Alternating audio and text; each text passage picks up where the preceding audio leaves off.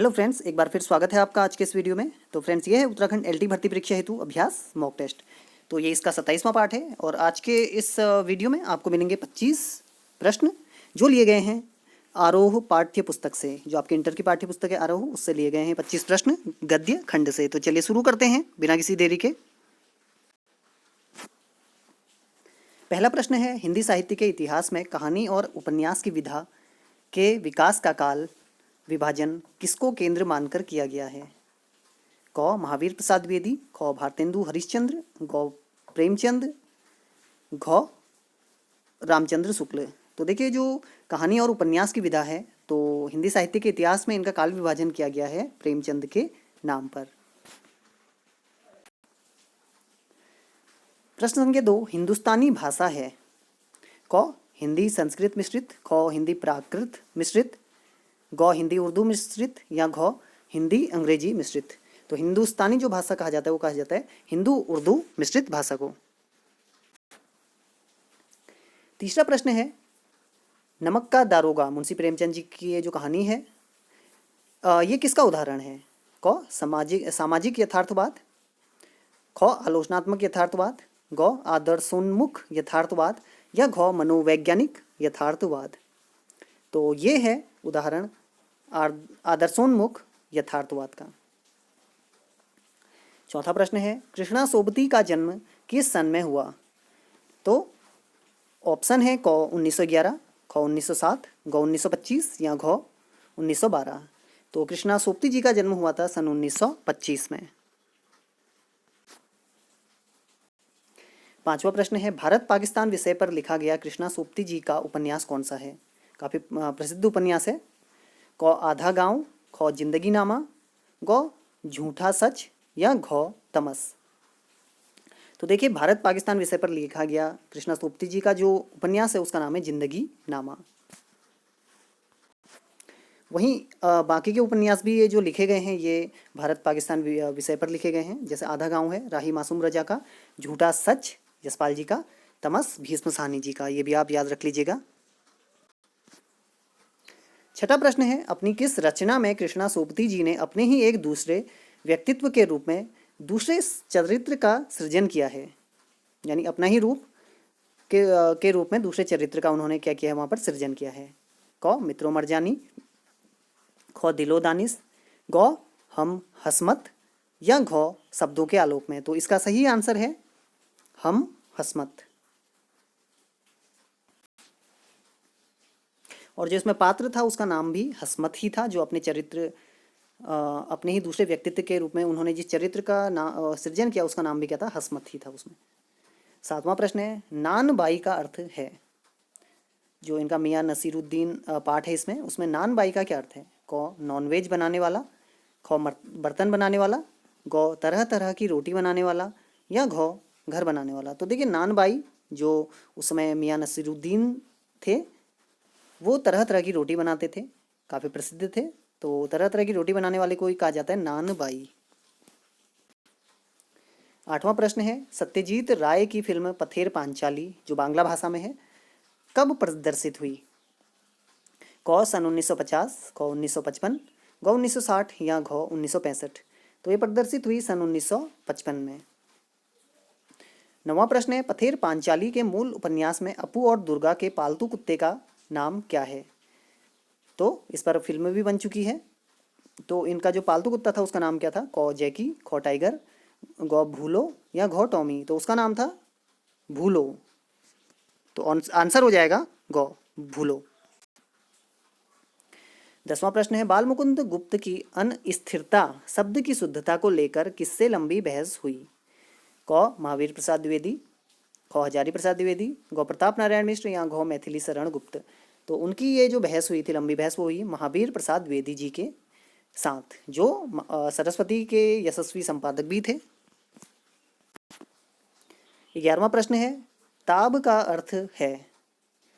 क किताब, ख तालाब, ग पानी या घ सामर्थ्य। तो ताब का अर्थ है सामर्थ्य। 12वां प्रश्न, एक पेड़ की याद किसका संस्मरण है? क मंगलेश डबराल, ख शेखर जोशी, ग शेखर पाठक या घ विद्यासागर नौटियाल। तो एक पेड़ की याद, ये संस्मरण है, शब्द चित्र है किसका, शेखर जोशी जी का, जिनकी जो कहानी है गलता लोहा, वो आप पढ़ सकते हैं आरोह में।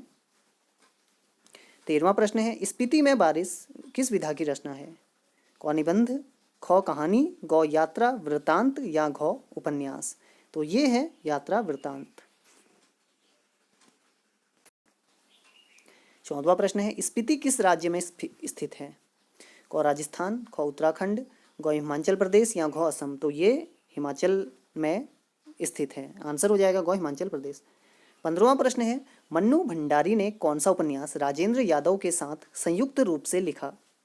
क एक इंचू मुस्कान, ख आपका बंटी, ग महाभोज या घ स्वामी? तो उन्होंने जो उपन्यास लिखा था उसका नाम था एक इंच मुस्कान। किसके साथ लिखा था? राजेंद्र यादव जी के साथ।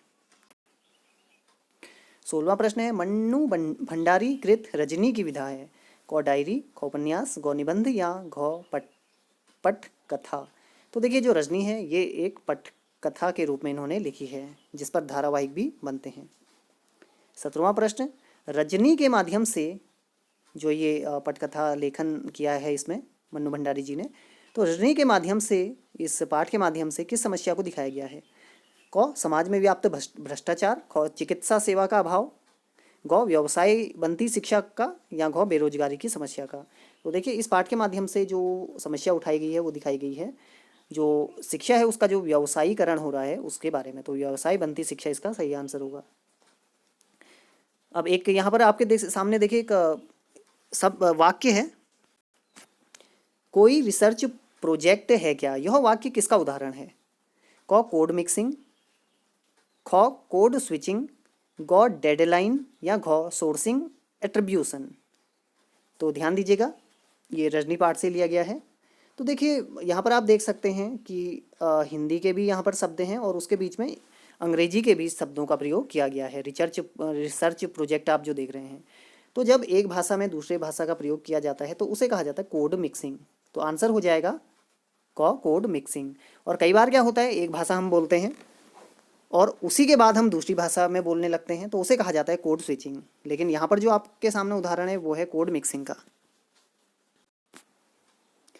19वां प्रश्न है, महालक्ष्मी का पुल और आईने के सामने ये किसकी मशहूर कहानियाँ हैं?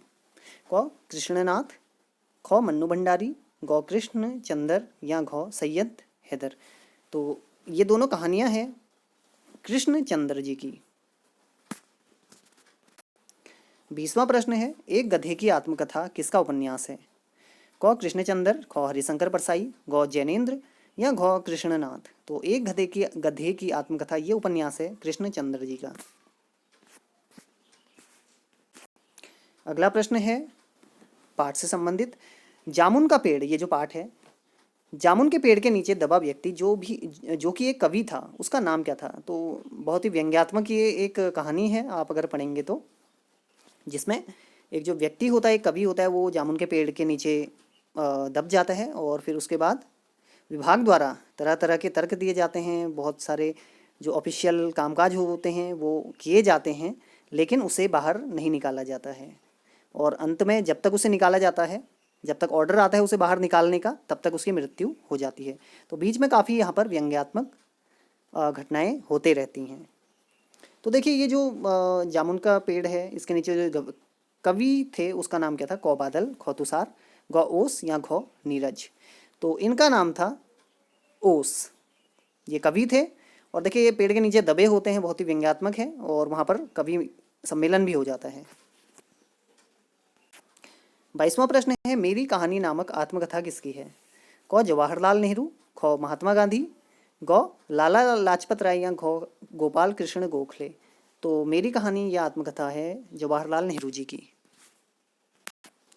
24वां प्रश्न है, भारत माता नामक पाठ नेहरू जी की किस कृति से लिया गया है? क विश्व इतिहास की झलक, ख हिंदुस्तान की कहानी, ग हिंदुस्तान की समस्याएं या घ पिता के पत्र पुत्री के नाम? तो ये लिया गया है हिंदुस्तान की कहानी कृति से। और ये जो भारत माता ये पाठ है, इसका अंग्रेजी से हिंदी अनुवाद किया है हरि भाऊ उपाध्याय जी ने। तो आज का देखिए इस प्रश्नोत्तरी का अंतिम प्रश्न है, सभी एनसीईआरटी के हैं। काव्यखंड में अगले प्रश्नोत्तरी में लेकर आऊँगा। सैयद हैदर रजा कहाँ बस गए थे? क जर्मनी, ख इंग्लैंड, ग पेरिस या घ न्यूयॉर्क। देखिए काफ़ी प्रसिद्ध चित्रकार थे और ये कहाँ बस गए थे? पेरिस में। तो फ्रेंड्स ये थी आज की प्रश्नोत्तरी। ये आरोह के गद्य खंड से थी और काव्य खंड से मैं अगले उसमें मॉक टेस्ट में लेकर आऊँगा और साथ ही उम्मीद करता हूँ आप भी इन पाठों को जरूर पढ़ लेंगे। तो आज के लिए बस इतना ही, धन्यवाद।